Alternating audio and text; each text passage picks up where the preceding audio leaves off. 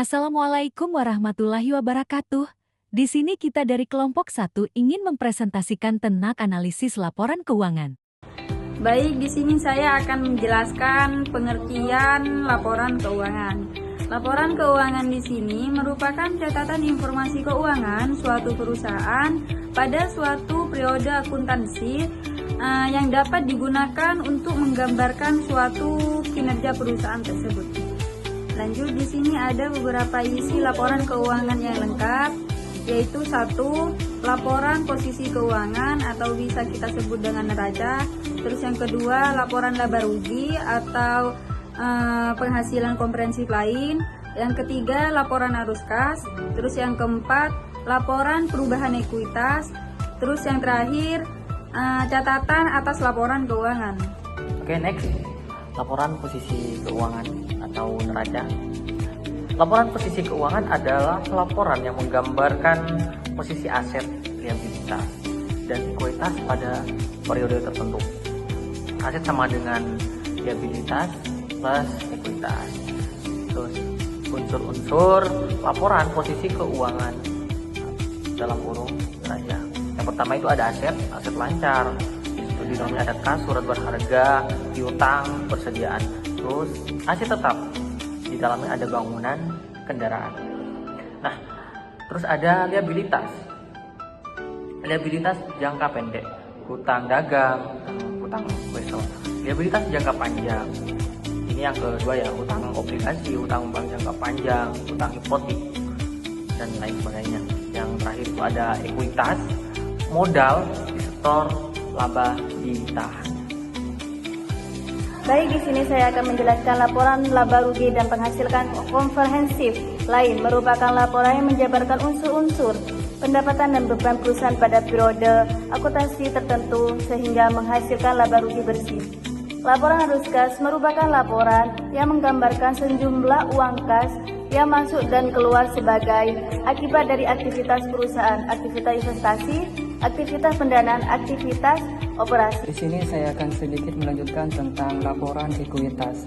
Laporan ekuitas merupakan laporan yang menyajikan terhadap sebentuk laporan periode tertentu. Catatan atas laporan keuangan atau yang disebut dengan KOL itu merupakan catatan atas laporan keuangan yang memuat detail rincian serta rincian dan informasi mengenai profil perusahaan, kebijakan akuntansi, dan angka-angka yang terdapat dalam laporan keuangan. Baik, saya di sini akan menjelaskan pengertian analisis laporan keuangan. Analisis laporan keuangan adalah suatu proses mulai dari membaca, memahami, dan menginterpretasikan angka-angka yang tersaji dalam laporan keuangan. Tujuan analisis laporan keuangan di sini ada 3. Yang pertama yaitu understanding, untuk memahami posisi keuangan perusahaan dalam periode tertentu. Yang kedua yaitu evaluation, untuk mengetahui langkah-langkah perbaikan perusahaan di masa mendatang. Yang ketiga yaitu forecasting, untuk memprediksi kondisi keuangan perusahaan di masa mendatang. Oke, next. Di sini teknik analisis laporan keuangan itu ada 3 metode. Yang pertama yaitu analisis Common-Sense, yang kedua analisis tren, dan yang ketiga ada analisis rasio keuangan.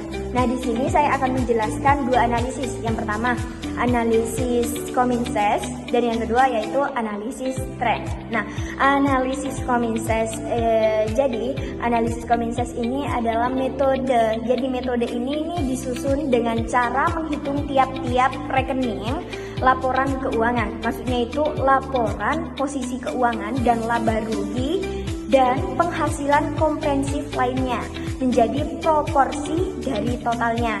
Nah, total untuk laporan ke posisi keuangan yaitu ada total aset, total untuk laporan laba rugi, dan penghasilan komprehensif lainnya. Maksudnya yaitu penjualan. Nah, yang kedua analisis tren.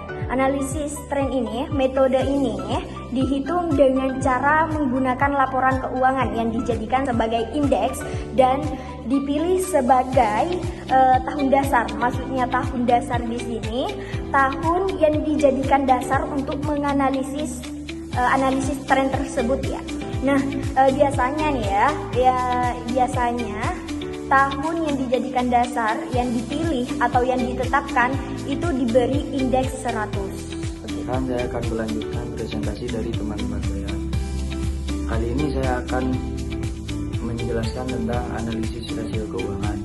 Jadi, analisis rasio keuangan adalah alat untuk menganalisis kemampuan perusahaan berdasarkan perbandingan keuangan yang diperoleh dari pos laporan keuangan. Terus manfaat analisis rasio keuangan itu sendiri berbeda bagi berbagai pihak. Yang pertama, bagi kreditur itu berguna untuk menentukan perusahaan tersebut layak atau tidak mendapatkan kredit dari pihak kreditur tersebut. Bagi manajemen keuangan itu sendiri untuk menentukan kekuatan atau kelemahan dari perusahaan tersebut di bidang keuangan. Terus yang ketiga, bagi pihak investor itu menentukan layak atau tidaknya perusahaan tersebut ditanami modal dari investor tersebut.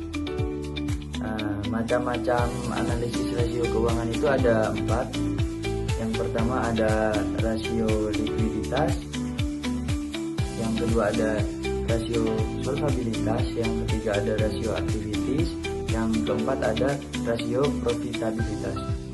Untuk rasio likuiditas itu sendiri adalah rasio untuk mengukur kemampuan perusahaan dalam menjamin kewajiban-kewajiban lancarnya.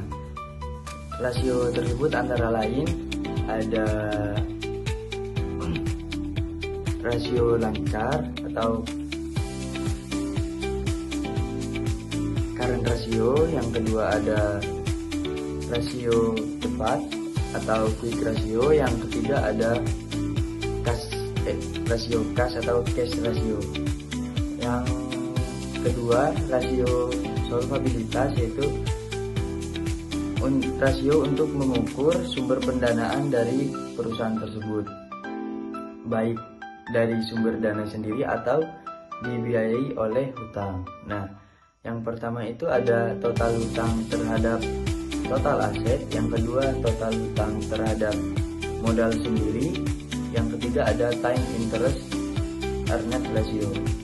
Terus yang ketiga ada rasio activities, yaitu rasio untuk mengukur perputaran aset perusahaan untuk menghasilkan aliran kas masuk bagi perusahaan. Nah, yang pertama itu ada rasio perputaran piutang, ada average collection period, terus ada juga rasio perputaran persediaan, ada rasio perputaran aset tetap, dan juga ada rasio perputaran di total aset. Yang keempat atau yang terakhir itu ada rasio profitabilitas. Dari namanya sendiri itu rasio untuk mengukur kemampuan perusahaan untuk mendapatkan keuntungan. Di sana ada net profit margin, ada gross profit margin, terus ada juga operating profit margin, ada return of equity, dan juga return of asset.